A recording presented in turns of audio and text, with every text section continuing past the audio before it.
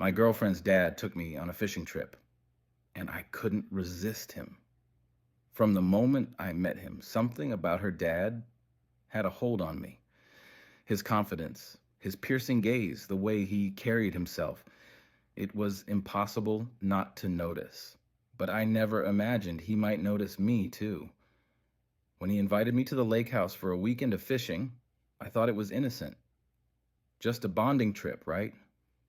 But the way he looked at me, the way his voice softened when we were alone, it was like he could see right through me. On that boat, far from everyone, the tension finally broke. What happened that weekend wasn't supposed to happen, but it did. And it changed everything. When her dad, Richard, invited me to join him for a weekend at his lake house, I couldn't say no. He was everything I admired in a man. Strong, confident, with a commanding presence that made you want to earn his approval. And, if I was honest with myself, there was something more. Something I couldn't say out loud, not even to her. I still remember the way he looked at me when he made the offer. It'll be good to get away. Just the two of us. We'll fish, relax, guy stuff. His voice was casual, but his eyes lingered on mine, searching for something. I don't know if I imagined it, but there was a flicker of something in his gaze that made my heart race. The drive to the lake was quiet, almost too quiet.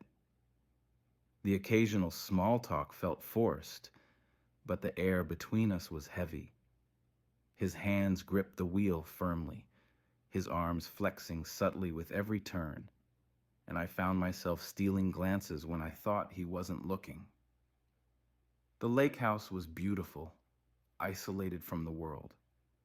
A small dock stretched out into the calm water, and tall trees surrounded the property like a protective barrier. "You'll love it here," Richard said, grabbing the bags from the truck. His tone was warm, inviting, but there was still that tension beneath the surface. As the sun set that evening, we sat on the porch with beers in hand, staring at the shimmering water.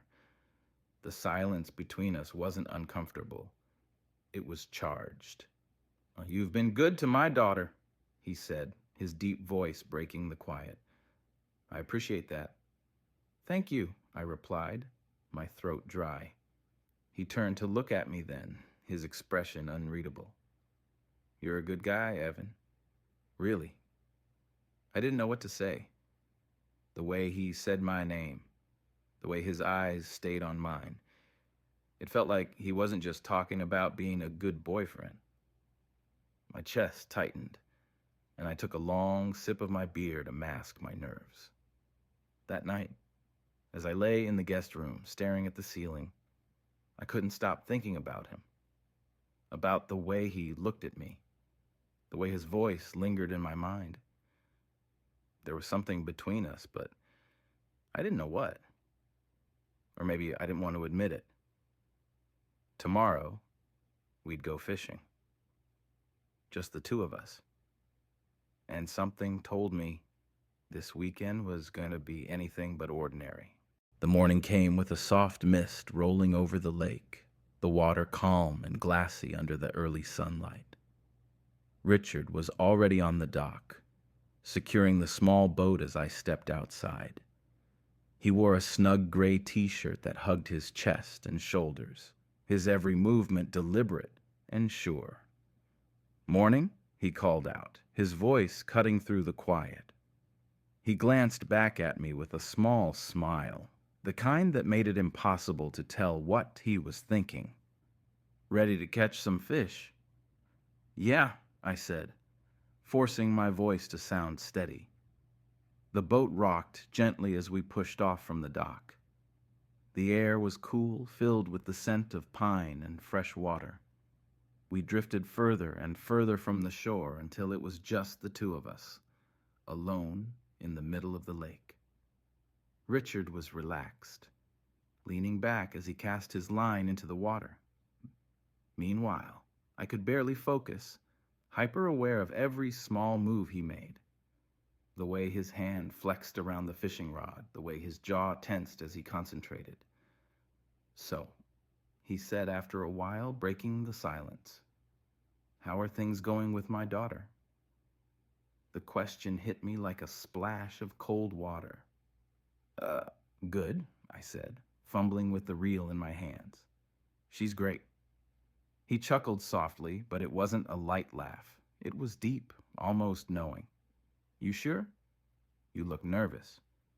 "I'm fine," I lied, avoiding his gaze. For a while, we sat in silence, the tension between us growing thicker with every passing minute. Then, as I adjusted my position, the boat rocked unexpectedly. I lost my balance, my foot slipping on the wet edge, and before I knew it, I was plunging into the icy water. "Evan!" Richard's voice was sharp, full of concern. The cold hit me like a punch, knocking the breath from my lungs. I surfaced, sputtering, and felt his strong arms grab me under the shoulders, pulling me back onto the boat.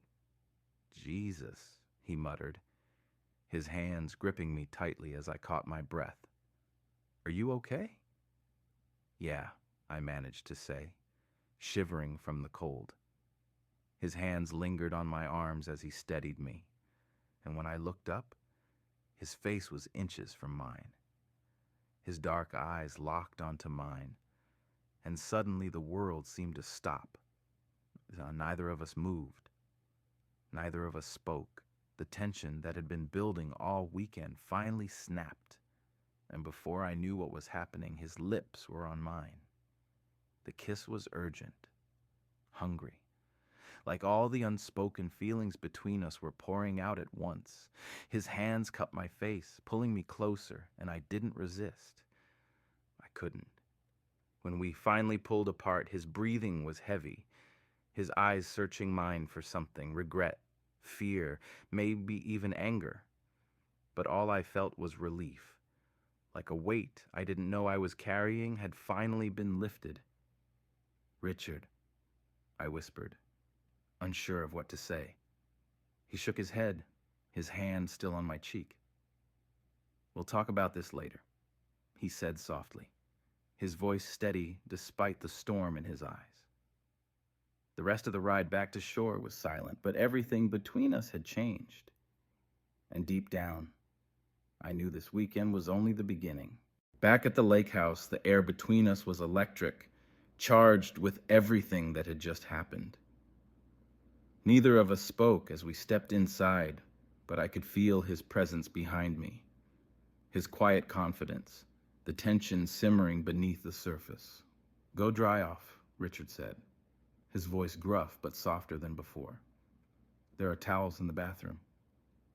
I nodded, heading toward the small bathroom off the hallway. My mind was racing as I dried myself, the moment on the lake replaying over and over. His touch, his lips, it all felt so unreal, and yet I couldn't deny how much I had wanted it, how much I still did. When I stepped out, Richard was in the kitchen, his back to me as he poured coffee into 2 mugs. He had changed into dry clothes, a plain white t-shirt and jeans, and somehow he looked even more casual, even more captivating.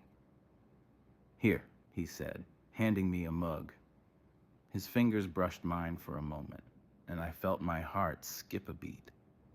"Thanks," I mumbled, taking a sip. We stood there in silence, the tension thick enough to cut with a knife. Finally, he set his mug down and turned to face me. "About earlier." I froze, my pulse quickening. "I didn't mean for that to happen," he said, his tone measured. "But I'm not sorry it did." I looked up at him, unsure of how to respond. His dark eyes were fixed on mine, and for the first time, I saw vulnerability in them, a crack in the confident exterior he always carried. "I'm not sorry either," I admitted, my voice barely above a whisper. The words hung in the air between us, and then he took a step closer. "This can't leave this weekend," he said firmly, his voice low. "No one can know. "I know," I replied, my chest tightening at the thought. "But what does it mean?" His jaw tensed, and for a moment he looked away, like he was searching for the right words. "It means we take it one moment at a time. And for now, this weekend is ours." Before I could respond, he reached out, his hand brushing against my cheek, pulling me into another kiss. This one was slower, softer, but just as intense. My mug slipped from my hand and hit the counter with a soft thud, but I didn't care. The rest of the day passed in a haze. We didn't speak much, but the touches, the glances, the stolen moments were enough. It was as if we were testing the waters, trying to figure out how far we could go without drowning. That night, after dinner, he lit a fire in the small living room, the flickering flames casting warm light across the room. I sat on the couch, feeling nervous and exposed as he settled beside me, the space between us practically non-existent. "You're a good man, Evan," he said suddenly, his voice breaking the quiet. "Better than I deserve." "Don't say that," I replied, looking at him. Before I could finish, his lips were on mine again, and this time there was no hesitation. The fire crackled in the background as his hand slid around my waist, pulling me closer, and I let myself get lost in him. That night, as the fire burned low and the world outside seemed to disappear, I realized there was no going back. Whatever this was, whatever we were, it wasn't something I could walk away from. But as perfect as the moment felt, I couldn't help but wonder what would happen when the weekend ended and reality came crashing back. The firelight flickered against the walls, casting shadows that seemed to move in time with the rapid beating of my heart. Richard's hands were warm, steady as they rested on my waist, and his kiss was everything I had imagined but never dared to dream would happen. We broke apart for a moment, both of us breathing heavily. His eyes searched mine, filled with emotions I couldn't yet name. There was desire, yes, but also conflict, a battle between what he wanted and what he thought he should do. "Are you sure about this?" he asked, his voice low and almost hesitant. It was the first time I'd ever seen him unsure of himself, and it made me feel special. Like this wasn't just a fleeting moment for him. I nodded, my fingers brushing against the stubble on his jaw. I've never been more sure of anything. That was all he needed. He pulled me closer, his hands sliding up my back as his lips found mine again. This kiss was different, deeper, more deliberate, like he wanted to memorize every second of it. I melted into him, letting go of all the doubts and fears that had been swirling in my mind. Time seemed to blur as the night unfolded. The couch became too small, and soon we found ourselves on the thick rug in front of the fire, the heat from the flames mixing with the heat between us. Every touch, every kiss felt like a revelation, as if we were discovering parts of ourselves we hadn't known existed. Richard was gentle but firm, his every move filled with purpose. He treated me like I was something precious, something to be cherished, and it made my chest ache in a way I couldn't explain. As the fire burned down to embers, we lay side by side, the room filled with the quiet sounds of our breathing. His arm was draped over me, his hand resting lightly on my chest, and I couldn't help but smile. For the first time in my life, I felt completely at peace. "Evan," he murmured, his voice thick with exhaustion. "Yeah?" I asked, turning my head to look at him. "This has to stay between us," he said, his tone serious now. "For everyone's sake, do you understand?" I swallowed hard, the weight of his words sinking in. "I understand," I said softly. His eyes lingered on mine, and for a moment, I thought I saw regret flicker across his face. But then he leaned in, pressing a soft kiss to my forehead. "Good," he whispered. I fell asleep in his arms that night. But even in my dreams, I couldn't escape the question that had been haunting me all day. What happens when we go back? The next morning came too soon. Sunlight streamed through the windows, bathing the room in golden light. I woke to the sound of birds chirping outside, the faint rustle of leaves in the breeze. For a moment, everything felt perfect. But then reality hit me. Richard was already up, standing by the window with a cup of coffee in hand. He looked deep in thought, his broad shoulders tense, his jaw set. When he noticed I was awake, he turned to me, his expression unreadable. "Morning," he said, his voice warm but distant. "Morning," I replied, sitting up and rubbing the sleep from my eyes. He walked over and handed me a mug, sitting down beside me on the couch. For a few moments, we just sipped our coffee in silence, the events of the previous night hanging between us like an unspoken secret. "What happens now?" I finally asked, breaking the quiet. He sighed, running a hand through his hair. "We enjoy the rest of the weekend," he said simply. "And then we go back to normal." "Normal?" I repeated, my heart sinking. "Yes," he said firmly, meeting my gaze. "What happened here stays here. It has to." I nodded, even though the words stung. Deep down, I knew he was right. There was too much at stake, for him, for me, for everyone involved. But that didn't make it any easier. The rest of the day passed in a strange mix of tension and intimacy. We went through the motions of fishing, cooking, and cleaning up, but every glance, every accidental touch was charged with the memory of the night before. When evening came, we found ourselves back on the porch, watching the sun set over the lake. The colors reflected in the water, casting everything in hues of orange and pink. It was beautiful, but all I could think about was how fleeting this moment was. "You're a good man, Evan," Richard said suddenly, his voice breaking the silence. "And you deserve someone who can give you more than this." I turned to him, my chest tightening. "I don't care about any of that," I said. "I care about you." He smiled, but it didn't reach his eyes. "You're young," he said softly. "One day, you'll understand."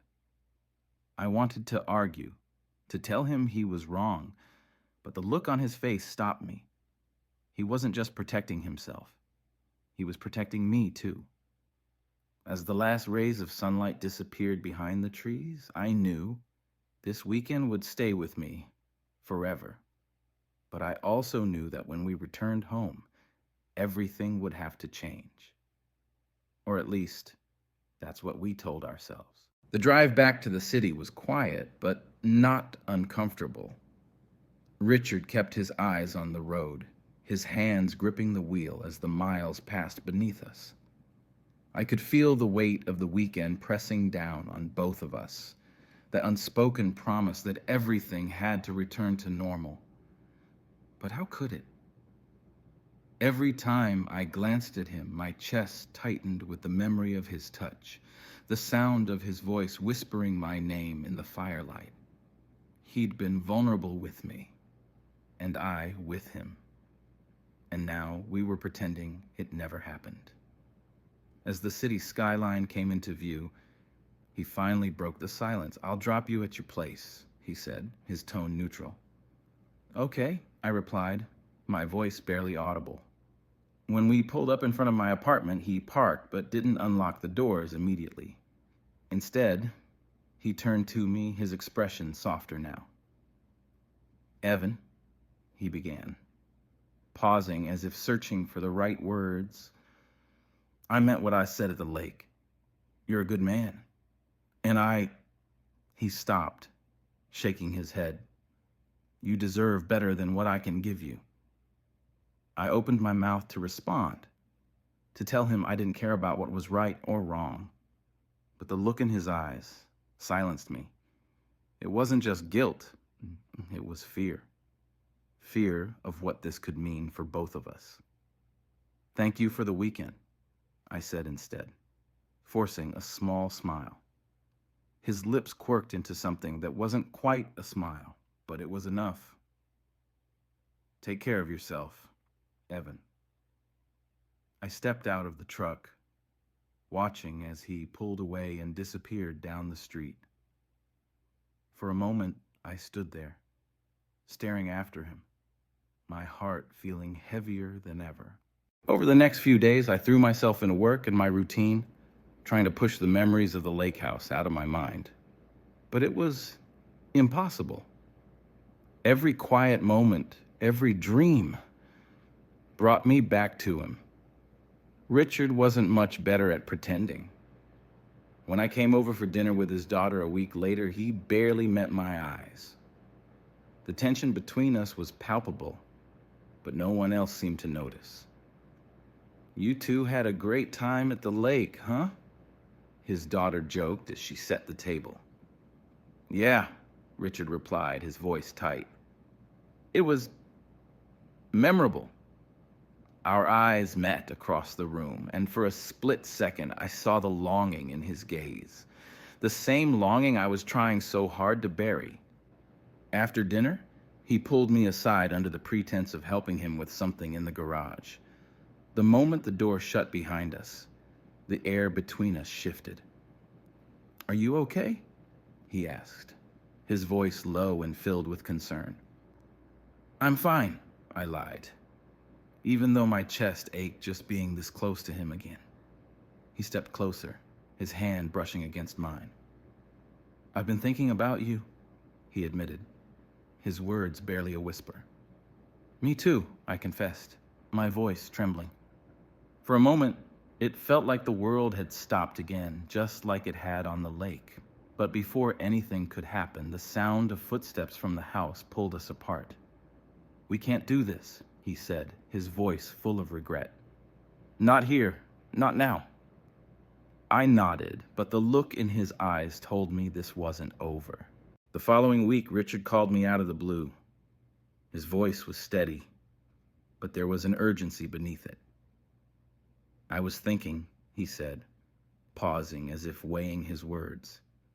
We should take another trip to the lake. My heart skipped a beat. Are you sure?